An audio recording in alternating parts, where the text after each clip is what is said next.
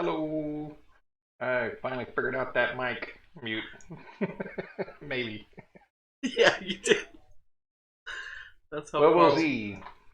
So tonight we are back. We already have a rocket that gets up into orbit and gets a nice circular orbit. Does that all nice and automatically, and unless we cause it to fail, it does it every time. Nice deterministic software. Yay. So, um, actually, I wanted to talk a little bit about why I'm so enamored with the visual Lego code, blocky, Visi style programming language. And part of it is that after these 30 some years in software, there's a few things that are just the absolute bane of my existence. And they include tabs versus spaces. And to get into what this means, it's that every time you want to indent your code here, this line, so that it's clearly within this set of curly braces. Originally you didn't have editors that had these convenient foldy things here that would allow you to close up what was inside a pair of braces or show you the matching pair of brace.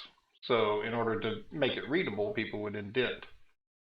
And actually in the Python language, the indentation is how you know. They don't have the curly braces. Just anything that's indented underneath this header is considered part of it until you stop the indentation. So they actually are, the indentation is significant in Python, which forces you to write pretty code, because if you don't have the indentation right, it doesn't operate correctly. Whereas in the C world, as far as the compiler is concerned, this is completely legitimate. This is a big mess of nearly unreadable crap, but it's completely legitimate as far as the compiler is What do you concerned. mean? So it says all in one line, while get time milliseconds less than this, yield this. Right? So if you're looking for it, you can find it, but obviously it's much more straightforward to have it in that format. You have a very clear understanding of what's happening inside this statement. And what this leads to is this indentation, right? So here, that's a tab character, right? If I hit backspace, it goes away at once. But if I want to put in 2 spaces, it's that far. If I put in 2 more spaces, it's that far. You went 1,000 spaces. Well, so the problem is, half the time there'll be a tab there, and half the time it'll be a couple of spaces. Like these 2 lines are done with spaces. And then what will happen is your editor will say, oh, a tab is worth 4 spaces. And your other editor says a tab is worth 8 spaces. And most days now, most people set it to 2. But in any case, that's the 2 big headaches that's one of the big headaches, is that tab versus spaces, because it'll look good in your code, but then somebody else will bring it up and it'll all be all cattywampus like this. And that just, freaks out all the OCD programmers, right? So, plus, again, it's about readability, and in the certifiable world, they want to be very verbose about how they Not only document that, everything. but that somebody else can pick it up and understand it. Right. And so you notice that in the blocky code, all of these brackets are actually done graphically with a bar around it instead of using the braces. So you don't ever accidentally put the braces. The bad thing is when you get into a function that's got all sorts of complexity, and somewhere down in here, you'll have an extra curly brace, right? And, because this might be hundreds of lines long and you're way down at the bottom of it, you don't notice this extra brace until you go to the compiler. The compiler complains, gives you a line number and everything. All that goes away with the visual coding, right? You don't end up with all that kind of headache of text-based variations. And that's actually been the majority of my headaches. The tabs versus spaces, / or backslash, which is actually the file name characters. In Linux, it's all / for the separation between one directory and the next when you open a file. Right. And in Windows and IBM, and why it's Windows copied IBM by and large when they first started. So they would use backslash, but in the C language, backslash is a special character, which means this next character is going to mean something special. Right.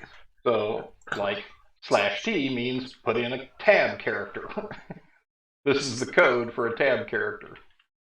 And this is the code for a new line. And this is the code for a carriage return.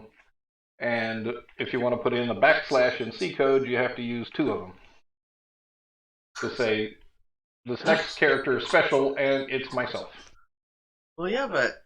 So that means that when you go to open a file name in Windows, and they pass in a file name, something like C:\users/name ... whatever. It means in your code you have to run through here and find these, convert them to this, so that you can store them. And of course, in the Linux world, they intentionally chose / to not have to do that. So now, both systems, in a lot of cases, Windows will accept the / and it'll change it for you. But it's just one of those big headaches that's been around forever. So we'll get into some of the other ones as we go. Carriage return line feed, which means in this file, at the end of the line, when I hit enter, it puts either 1 character here or 2 characters. In the Windows world, it puts in 2 characters, carriage return and line feed, which is 10 and 13 in hexadecimal, 2 bytes. And in Linux, it only puts in 1, which is line feed character, the 10. So if you read a file, this is why sometimes when you open a file in Notepad, everything's all on one big line. Because Notepad is expecting 2 characters for the end of each line, and it's only ever seeing 1. So it doesn't know what to do. So that's one of the big headaches as well. So all of this, really, case-sensitive file names, spaces in file names, that all has to do with how you read stuff. So if you back in the day, you'd have a program that would, be send message, and there'd be the name of the person you want to send it to, Bob, and then there would be a keyword like message, and maybe message equal, or something like this, and then whatever you typed after this would be sent, right? Except if it had a space. Because it should have had a space? Well, if it has a space, then it says, oh, that's a different keyword. So the only thing it sends is the first batch. Yeah. So if you want to say that it's got a space in it, you got to do that. So this is all seems straightforward individually, but dealing with it on different systems with different ways of doing things, and especially when you go from one to the next a lot. When you go from Windows one day to Linux the next to some embedded operating system. There was a program that was installed for months because one version of their system used case-sensitive files names. Yep. And their old system did not. And so their list of files that they were going to read that was in the program, that list didn't match what was on the hard drive, so they didn't read. And then they were like, why doesn't it read? And then when you find out, they're all totally embarrassed and stuff, but they get over it. It's just one of those leftover historical pains in the rear. And most of this goes away, right? Big Indian, Little Indian will be with us as long as... Are you sure it's Indian with the E? I don't know how. It's usually Indian, IAN. Indian is like Native American Indian is I. Well, this is how to do with which bit comes at the end. Oh. So the big bit is at the end of the list of bits. So this all has to do with whether or not your 8 bits are oriented in such a way that the number 1 would be 7 zeros and a 1, which would be big Indian. This bit over here is the big bit, the first bit they're talking about, and the small bit is at the end. That's how we read stuff. But that's big Indian. That's convenient for PowerPC and the like. With Intel, it's little Indian. So when you actually read the byte, it's actually stored in hardware like that. All right. Little Indian first. Which, when it gets to being 16 bytes, and the bit pattern is mixed up like this, then you get all sorts of difficulty trying to compare 2 bytes, just like ODOA. When you look at that, if you're reading that in a big Indian system, it's actually OAOD. And if it's in a little Indian system, it's ODOA. And that's the kind of headache that you run into when you go from all these different embedded systems. So, coding can't really do much about that. And of course, coding can't do anything about flaky hardware. Oh. Flaky hardware. Oh my gosh. If I had $1 for every time I heard you cuss flaky hardware, I'd be a gazillionaire. Well, that's the thing. Flaky hardware, the same code will do the same thing on the same hardware unless the hardware goes silly. Different. Or it gets different inputs. But that's the code. If the code gets the same inputs on the same hardware and the hardware doesn't go crazy, the code will do the same thing. Unless there's flaky memory and stuff like that. So, unless there's a million things. Are you kidding me? Over the 19 years? I don't know. So all of those kinds of headaches are why I've been so enamored with the Visi coding. Let's get rid of that window there. So I know it's been like all 12 minutes before we finally got into the game. Let's put on the sound there. So we're finally in the game. Let's go ahead and take a look at what code we've done so far. What's the little arrow down in the corner? Little arrow down in the corner. Oh, that's return. Or undo changes. Is that the right direction? I have no idea. Yeah, there's undo and group, I think it is, to group things together. Don't really use those much. So here's our program. It's getting to be a billboard. Oof. Goodness. So all of these purple guys over here were our custom instructions, and they're pretty much the same as they were last time, except with a whole lot more of the checkerboards put in, so that it is more likely to stop when something goes wrong. Also put the checkerboards in on the auto staging thread, so it won't keep trying to auto stage while I'm trying to do an escape program. Then we got our exploded program, right? This is where we got last time with the abort, abort, abort, right? Some part exploded, so we need to get away, but if that part's already, if the core interstage is already exploded, or it's already been activated, then that means I don't have to try and run away from it, right? So I can, because what was happening was I was testing this in further stages of flight. Like, once you get into orbit, how do you escape, right? Well, you can't just ditch everything and fall back to the planet because you're in orbit, right? You have to execute a deorbit burn.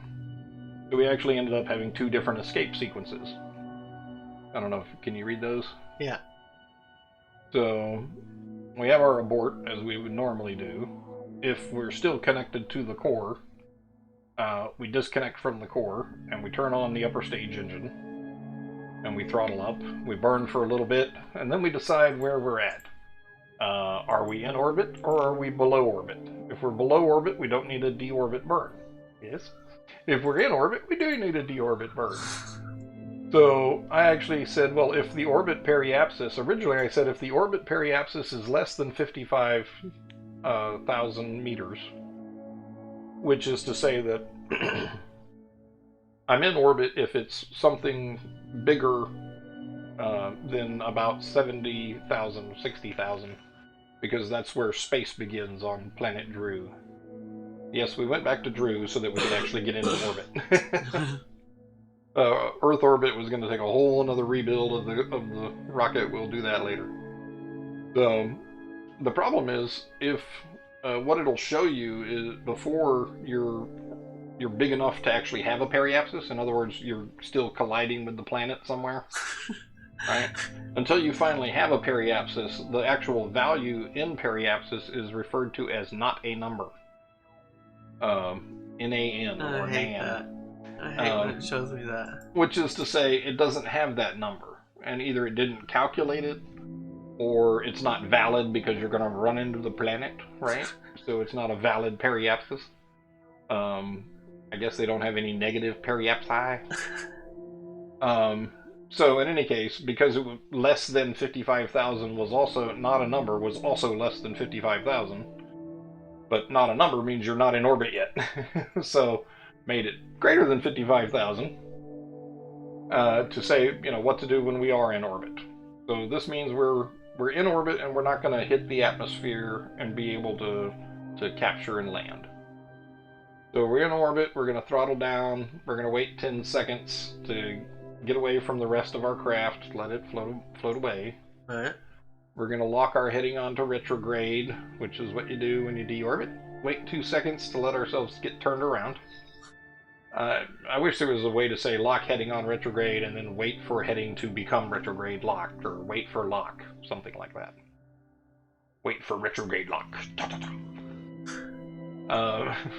Then we would set the throttle to 1, and we just burn until our periapsis gets below 55,000. Is it going to get to 55,000? Generally, because we actually have a whole lot more fuel. I actually upped the size of the craft by about 30% in all three, the core and the boosters. Alright. So we actually have plenty of fuel in the upper stage to do the translunar injection. So when I get done explaining the code changes, we're going to take off. Alright. We're going to get up into orbit. All that's going to be nice and automatic. And then we'll figure out how to get to Luna manually, right? How much delta V do we need? Where are we looking when we fire?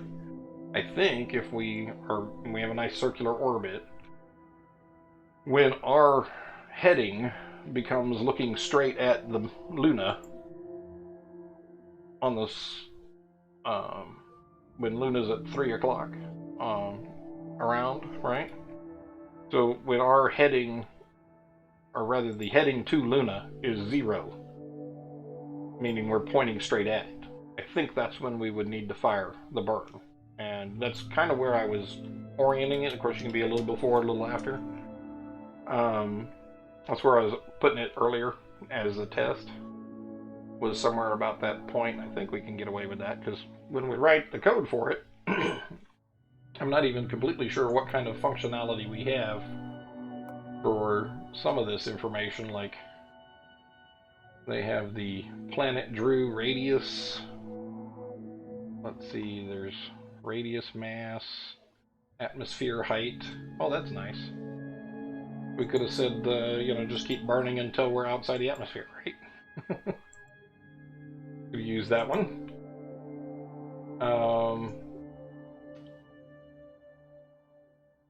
But none of those are like the targeting.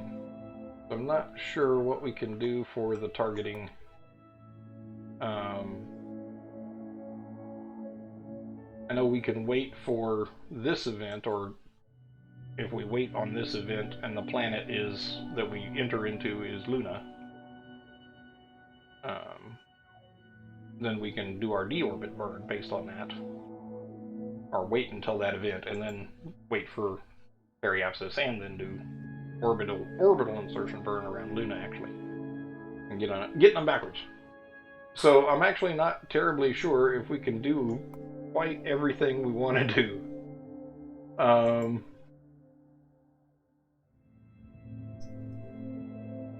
Why? Well, I'm not sure I can target Luna from within the code. And by targeting Luna, that'll tell me my relative bearing to Luna, and I want that bearing to get to a certain value to do the burn. That would be the primary way in which I would figure out this burn. But, miscellaneous. Grounded or solar radiation, not terribly useful.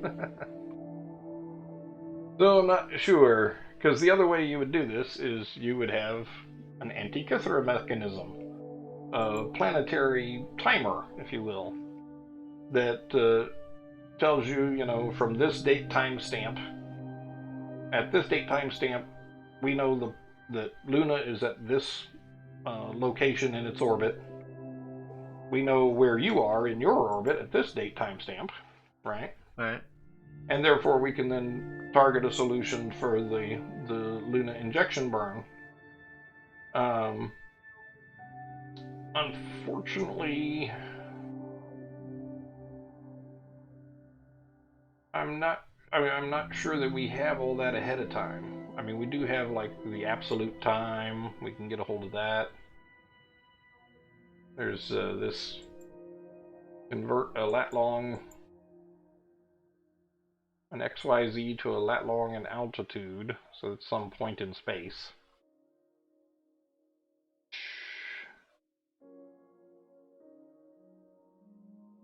Let's see.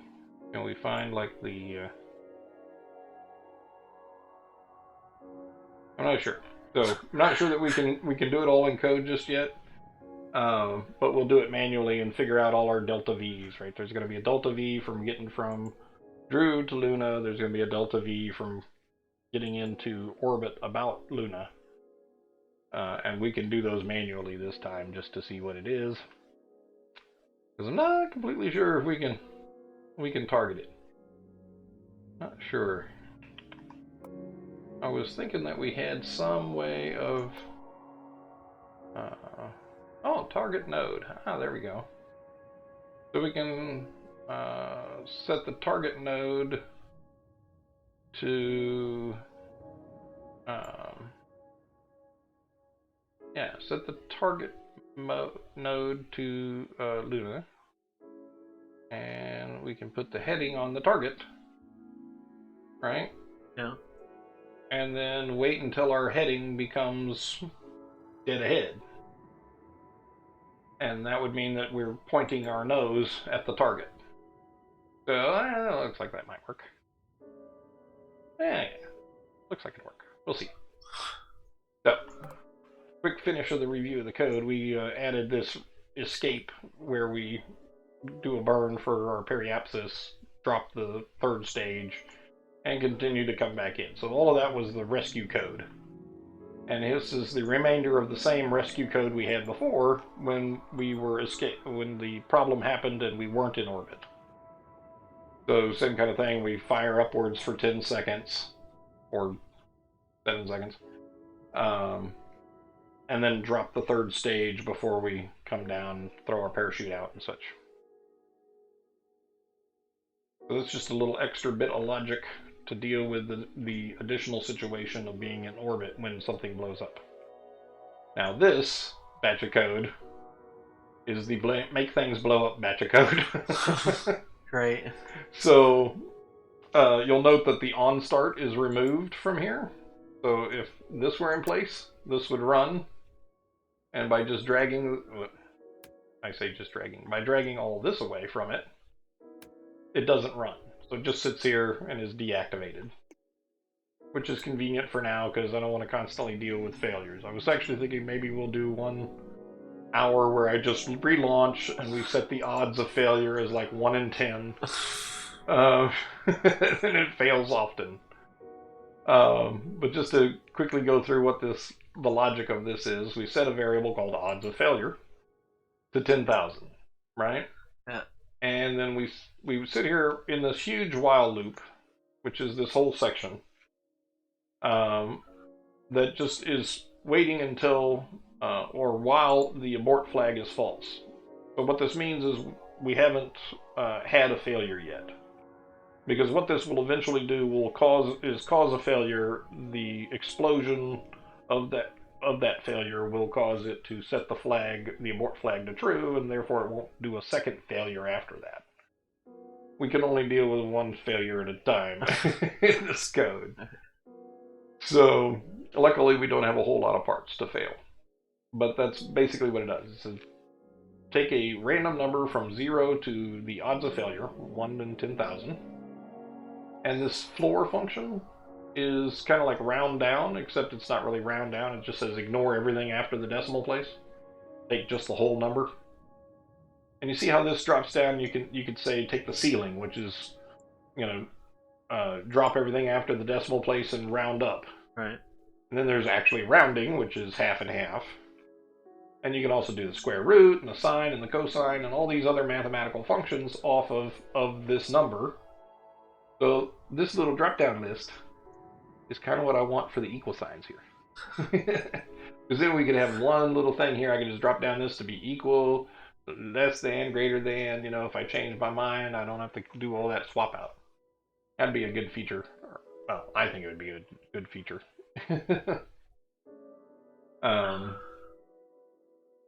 So in any case,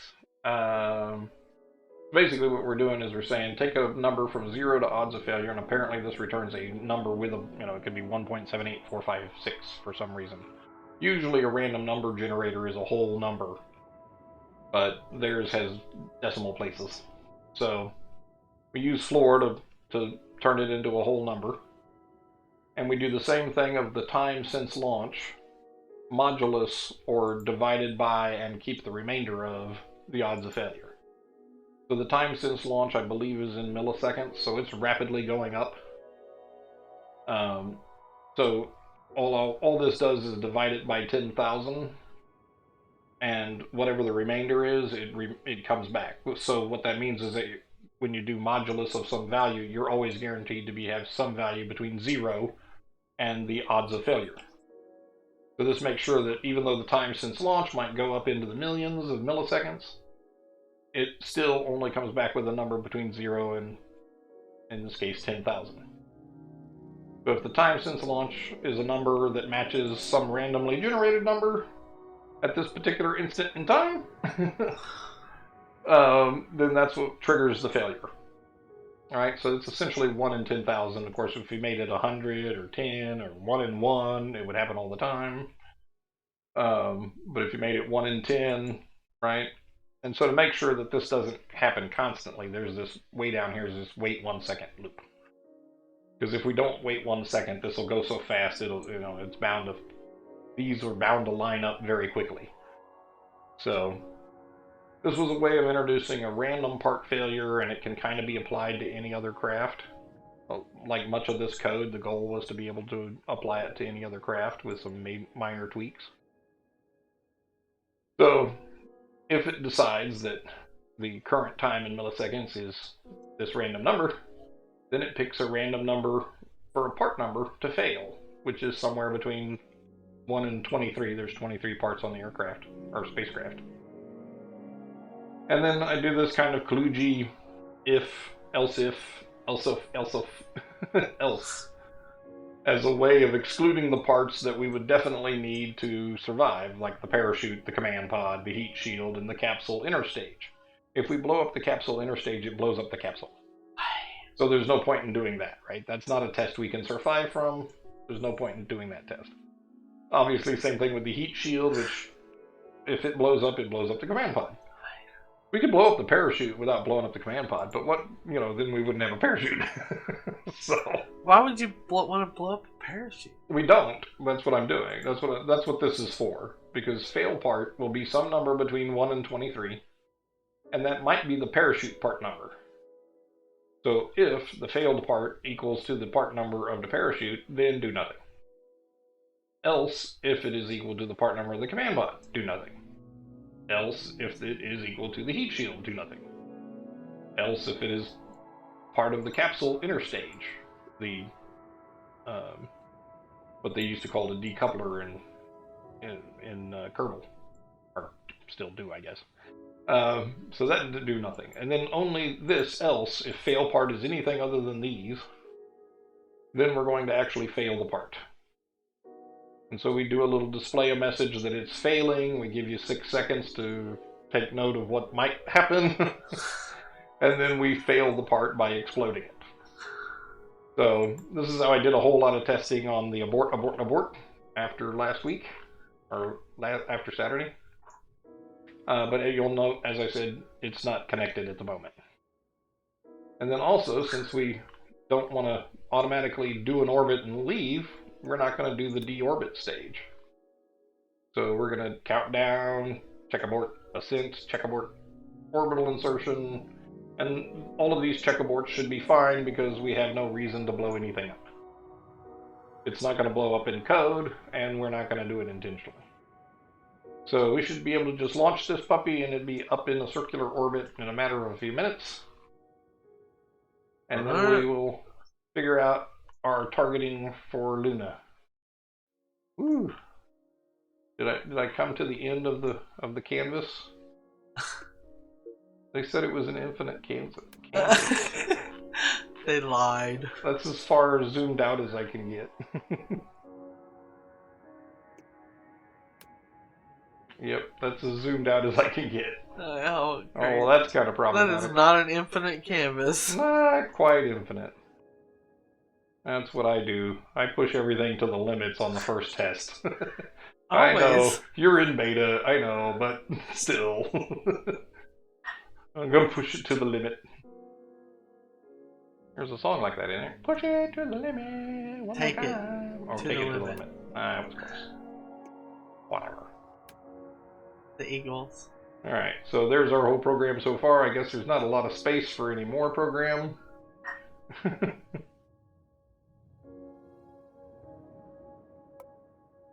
Save that to the craft.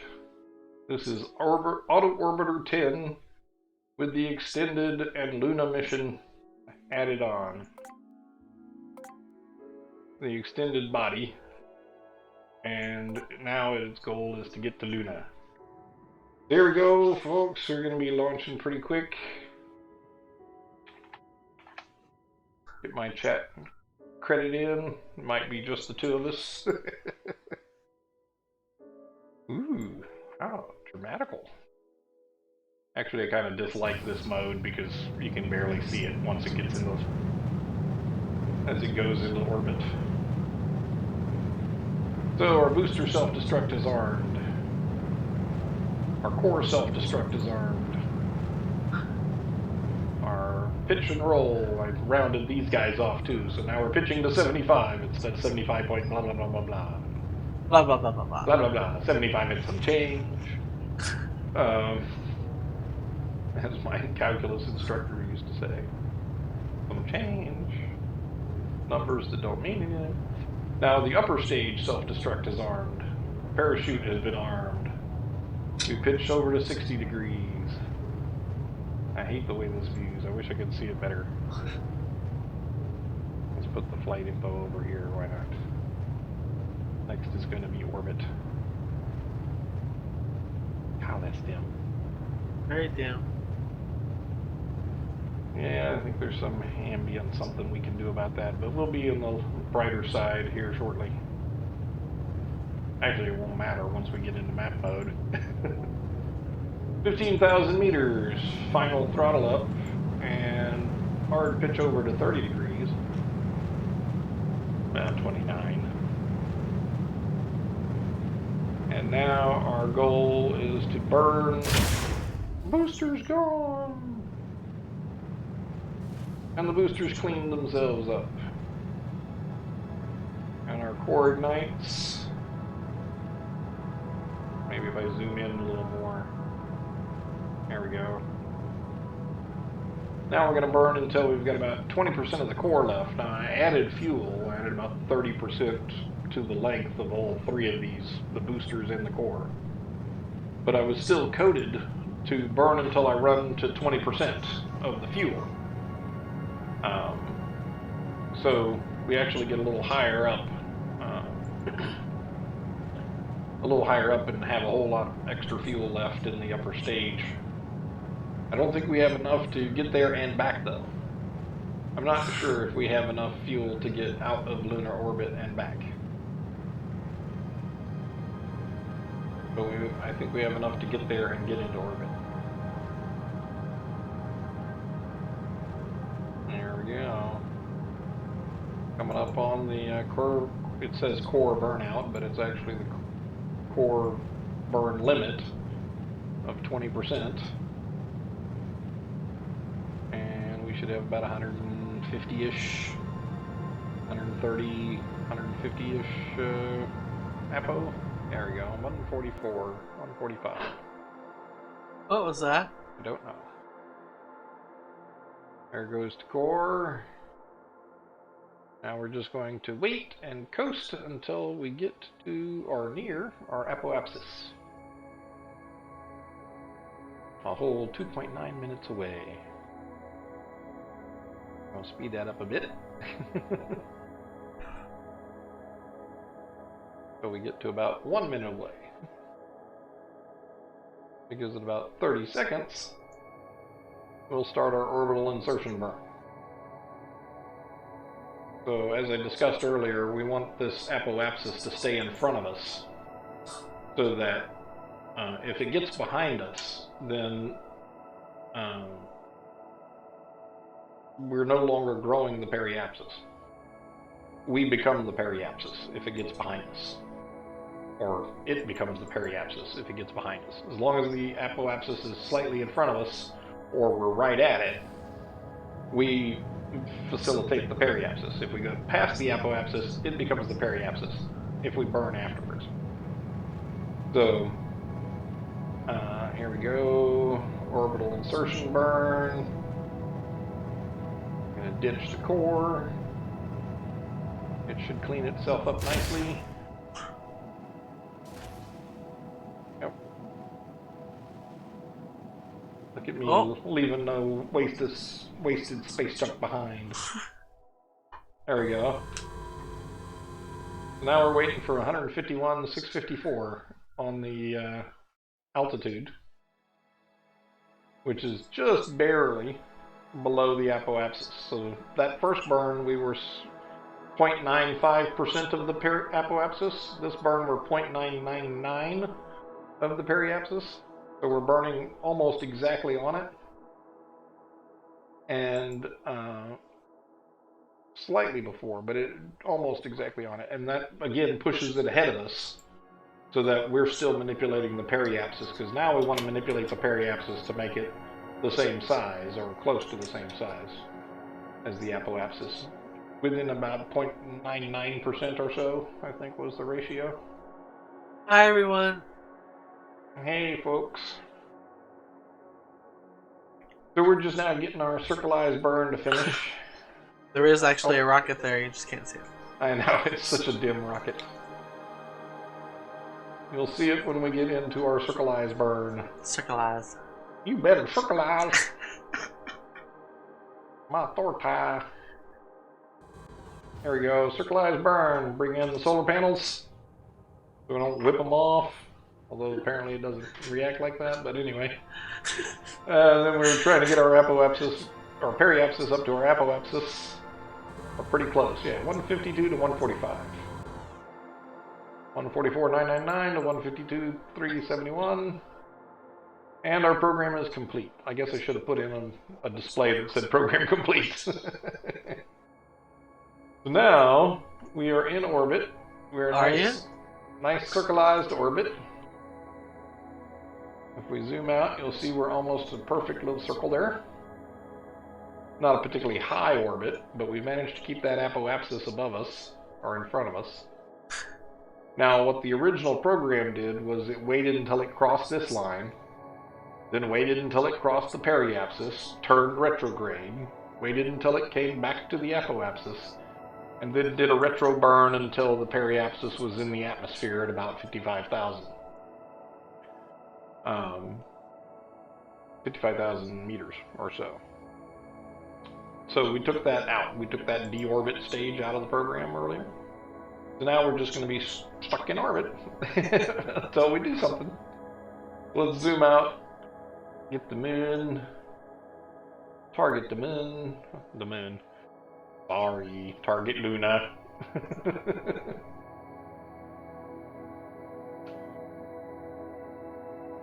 And there's Luna, right?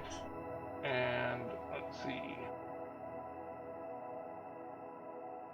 So most of our rocketry done in Kerbal was done like this, where the moon's at 3 o'clock just above my head. Right. And we put a burn node right here, right as our craft would have come around and would be facing the moon. Right? Right. I don't like the way that spins around. So let's move this out the way. Alright. So, pretty much we're burning, pointing straight at the moon. Pretty close to the moon.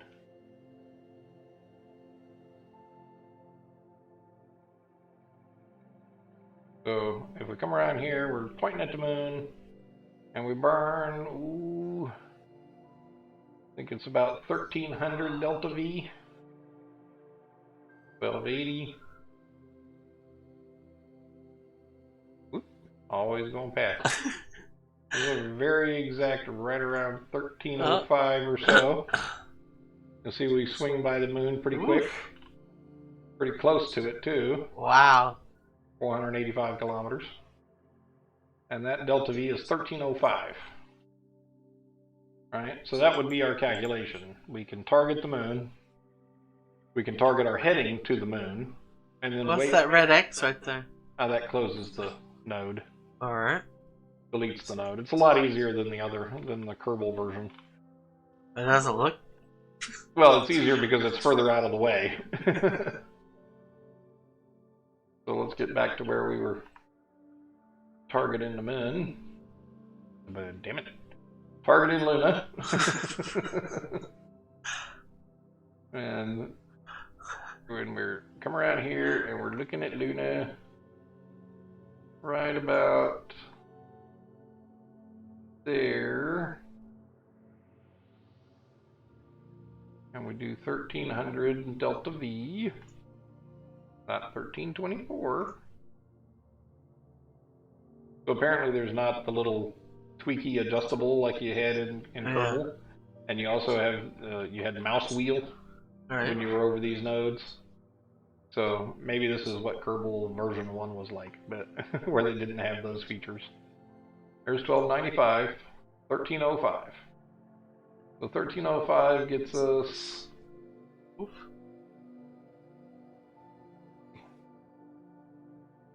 Right by the moon. Yeah, about or whatever. About 4,000 kilometers away, though. So that's pretty far away from it. That you think? Well, it's far enough away that when we go into our orbit, we won't take a lot of energy to get into our orbit. If we were closer, then we would need more energy to get in orbit, right? Or maybe less, actually. Because the further away we are from the object, the less speed we need to stay in orbit. I don't know exactly. But you'll notice that if we miss this orbit, right, and we continue on, then we'll come back on this return orbit and smack into the planet. So that's what they call a free return trajectory, where if you miss it, you can come back without running any, if for example, you ran out of fuel trying to get into that orbit, then you'd be able to come back, perhaps. So, 1,300 meters per second. Luckily, this has the execute a perfect burn flag. So, and a warp to that burn. So now we're going to warp to that burn. And there we go. Here's the delta V counting down the burn time. So I believe we can burn until we get a particular delta V having, we can expend a certain amount of delta V. If I can find out how much delta V we're burning, or gaining, I guess I should say, and I guess that should be easy enough, right? Because delta V is change in velocity. So, the thing we're changing is our orbit velocity here.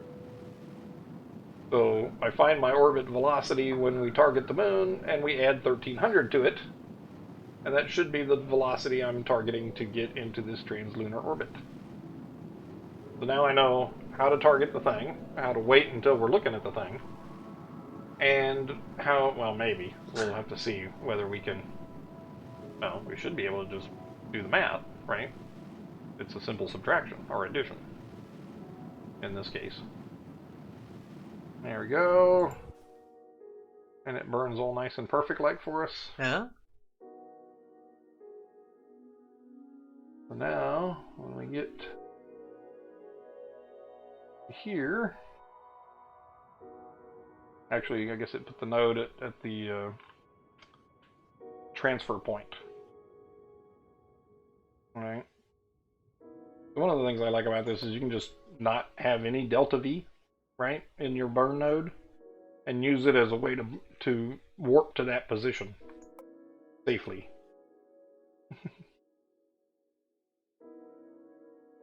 And we can just delete that node.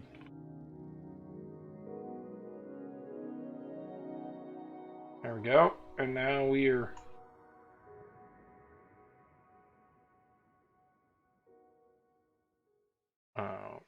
in the sphere of influence of Luna. 3,000 kilometers away from it, apparently. Or is it 3,000 kilometers to the point? I'm not sure. In any case, this is where we're going to do a retro burn. So we need 1,300. We got 15% fuel left. So we have, under our performance stats, we have 390 delta V left. So we may be able to get into orbit, but I don't think we'll be able to get out of orbit. But that's good. That's the next stage. The eventual stage is to get into orbit and then land. So part of our spacecraft is only going to come this far, and then the lander would be on top of here, which is currently just the capsule. But it'll be another, either that or this whole stage will get bigger. Right. The stage will get bigger, we'll put landing legs on it, like we did with the other one. Right. Until we can get a lander. We want to land on the far side of Luna. And conveniently, all the software is on board. Unlike Kerbal, it was all communication-based, right? So if you got on the far side of the moon, you lost your communications, you couldn't control your spacecraft. Here, I'm controlling the spacecraft from onboard software. Right. So... Which, you know, okay, I get it. It's a game. That's part of the game part, is to strategize all of those issues, which is what you do in the real world if you were remotely controlling a spacecraft. But I'm all about the autonomous spacecraft, so we'll only have 390 left. Let's see what if we do our orbital insertion burn around Luna. How much delta V will we burn? Oh, almost all of it. We can burn 308 delta V and get into orbit about Luna, and then we will be SOL.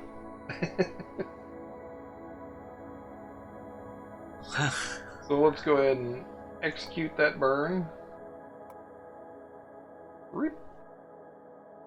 And that'll be a similar kind of calculation. We get into that position, we get into retrograde, we fire at full throttle until we get to an orbit at all. I should have checked out the orbit details while I was doing that.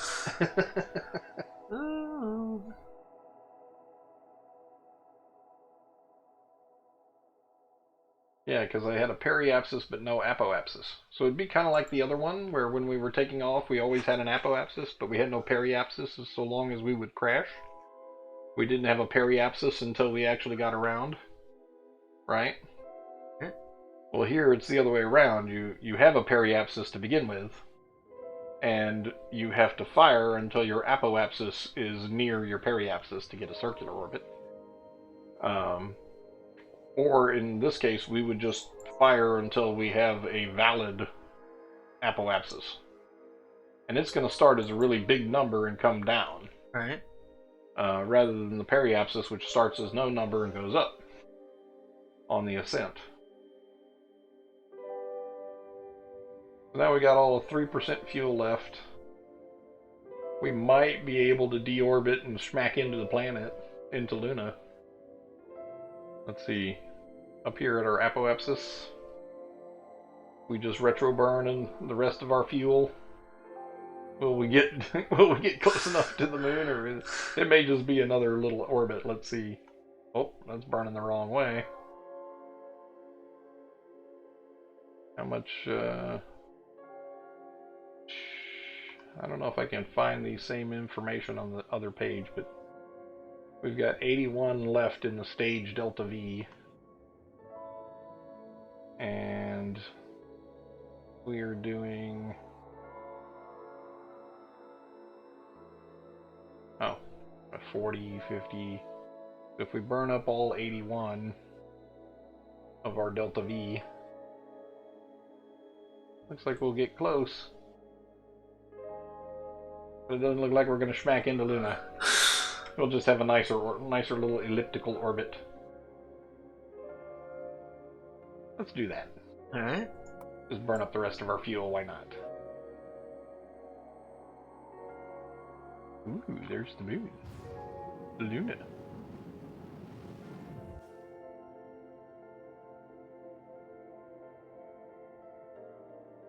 Let's see.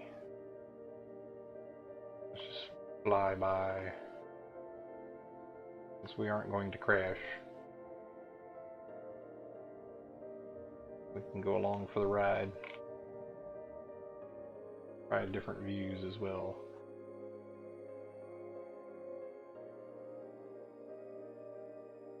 There's the flyby view. There's the little speck. Zoom. Cinematics flyby. Backwards. Chase view. There we go. Back to the planet. Ooh, look at there. We got ourselves a Drew Rise.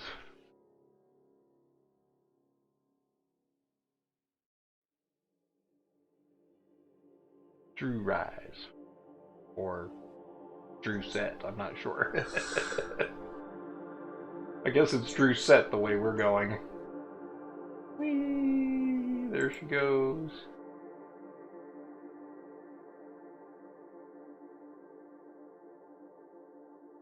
Alright.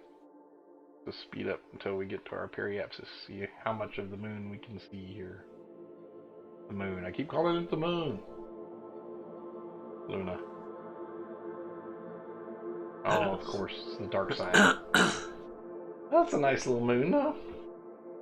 Little rocky looking outpost. Yeah. Alright, well, unfortunately, we're just going to leave us, you know, floating in orbit about the moon, I guess. Actually, you know, I noticed this before, because I'm still on the same plane as the orbital plane of the planet. You'd be surprised at what the interactions you get much later on. Right? Yeah. So there's us and...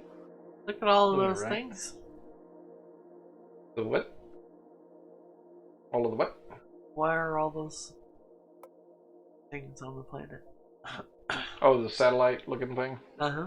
Oh, those are my other satellites that are running about. Those are things you've already left out? Yeah. Ooh. Or landed back on the planet. So, I like the... Let's take the planet as the view. This blue cone is us, right? And this little oval is our orbit. And I think we'll be okay. You can see how much faster we can... I think we'll be okay. Yeah, let's see how we warp speed here. I don't think it'll matter. Oh, there's a little bit of wobble. Oh, I'm looking at this. There's a lot of wobble. I'm looking at this. I'm targeting the satellite and not the Earth.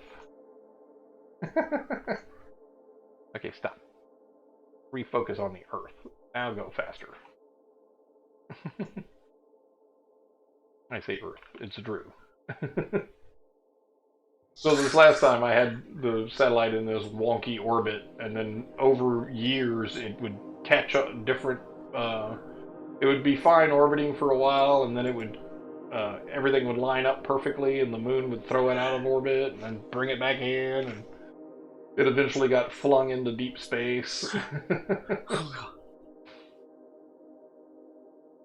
So I think we're just stuck there. So that was pretty much the goal for today. We got to figure out how we're going to go ahead and code this, and I will save you guys the pain and suffering of all the times I get it wrong. You've got 5 more minutes, so you might as well tell us for 1 hour. For 1 hour? Well, let's see. We're going to end this flight, and let's go see what we can do for maybe targeting the orbital insertion burn and the like, right? So, not the orbital insertion burn, but the... You like saying orbital insertion burn a lot. You know I don't like it. We want the transluna burn. So that's going to be a custom instruction, right? Transluna burn. Alright. And then it put it out here somewhere. There it is. Like, where'd it go? Alright. So what are the kind of things we needed to do for the transluna burn, right? We're already in a circular orbit. We want to, let's see. We're definitely going to get the target node of Luna, right? And then we're going to lock our heading onto the target node. And then we are going to wait until our... I can just get it from here faster. Sometimes it's easier to find it already on the canvas, sometimes it's easier to go back here. So we're going to wait until a comparison is true, and that comparison is that, let's see, the difference between our target heading and our prograde heading. So that's actually a subtraction. So we're going to subtract our target heading from our prograde heading, and prograde being the direction we're pointing, right? So that should mean that we come around the bottom of the orbit when our prograde heading is at the same heading as the target, right? And let's see, can we get the actual...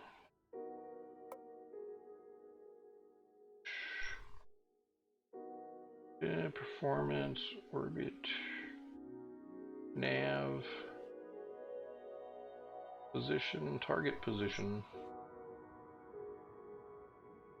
Target is in current position of the target from the center of its current. Not sure if that's useful.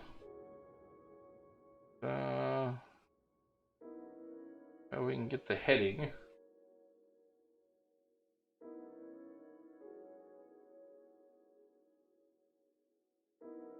So what this should do is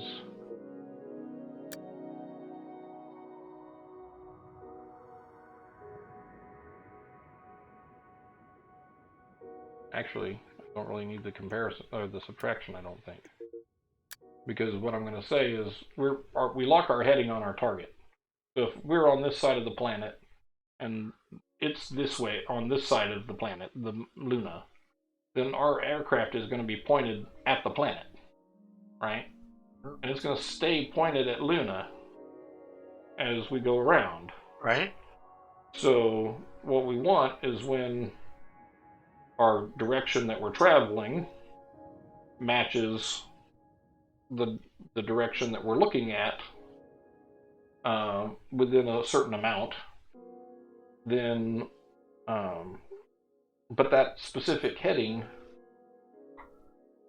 would that be the heading would be, I'm not sure if heading is the right value that we're looking for. Pitch, maybe? Is it? I'm not sure. We'll have it spew out some stuff.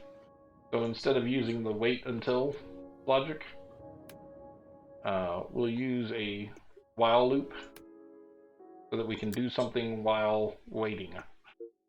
Right. So we're going to use the while loop instead. And we're going to say while the nav heading is probably need a greater than. Actually.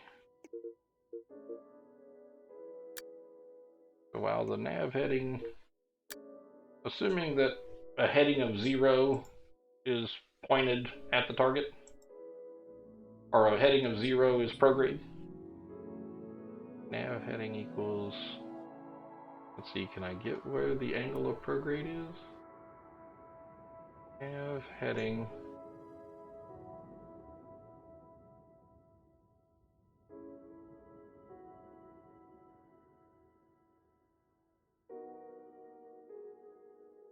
heading position, pitch angle,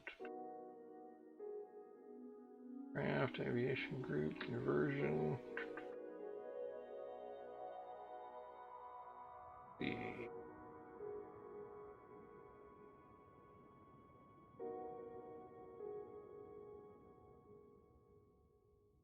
orbit. Oh, look at there. Conveniently has timed the apoapsis and periapsis. Yeah, we could have just used those instead of the percentage of the apoapsis. But in any case,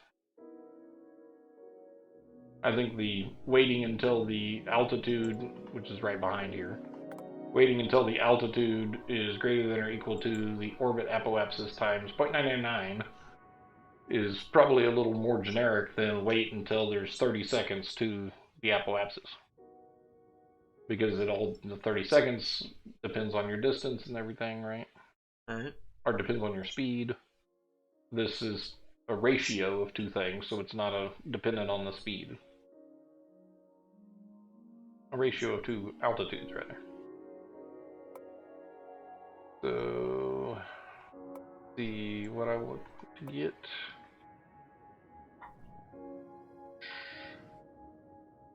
Like letters, alpha format, records.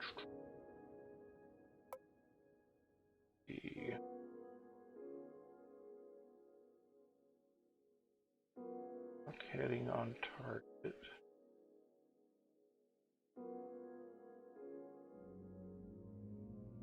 Well, I think that's it. Let's just say while the heading is greater than, say, 2. And I'm assuming that we want a heading of, let's see, well,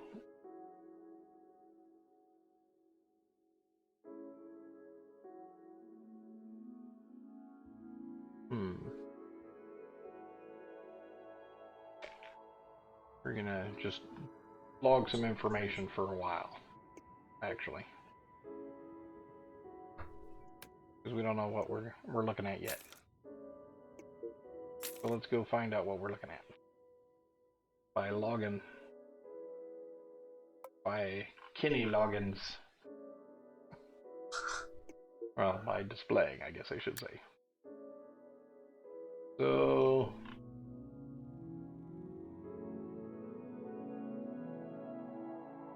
while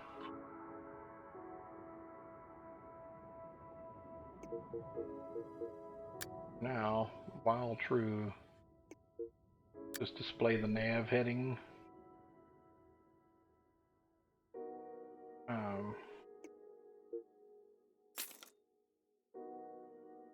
And that we're going to lock heading on target. And we're just going to constantly display that heading, which might already be displayed somewhere, and we just didn't notice. And you know, I noticed there's no nav ball as such, right? I don't see a nav ball anywhere. Yeah. So anyway, for now we're just going to go ahead and let that. We're going to put that in after our circleize orbit. So now after we circleize our orbit, we're just going to target Luna and kind of do a comparison, see how things look. And see if it's heading that we're looking for, or if there's some other bit of data that we're looking for that would tell us when we're pointing right at the target. Not quite sure.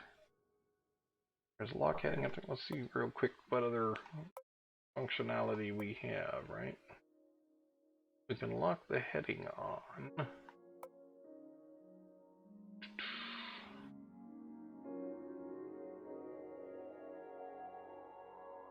And it might be that we were going to wait until the nav heading and the prograde heading. Can we get prograde heading?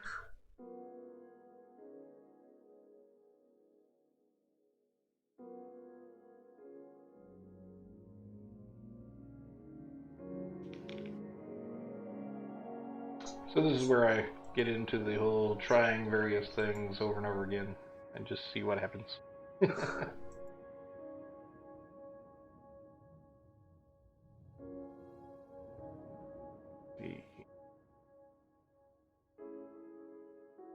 Oh, well, it would help if we actually turned on the little indicator, right?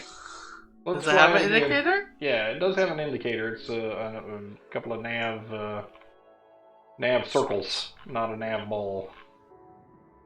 Nav rings, I guess they would be. Well, that's just completely unreadable. Save the craft, save the craft, save the craft, overwrite the old craft. Let's go launch. So hopefully now that we've moved forward in time, we won't be taking off in the middle of the night here. Since we took all that time to get out to Luna.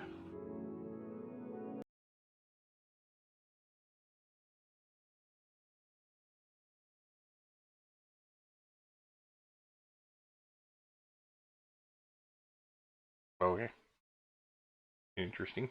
What happened? Everything It went kaboom! I done wrote too big a program or something. You went to the end of infinity and it didn't like it. It went to infinity and beyond and promptly just went kablammy. So, not sure what happened there. Maybe there's some failure log or something. Hey, this was awesome. Yay. I had a great time. Let me put one more thing in here. What? One of the other banes of my existence.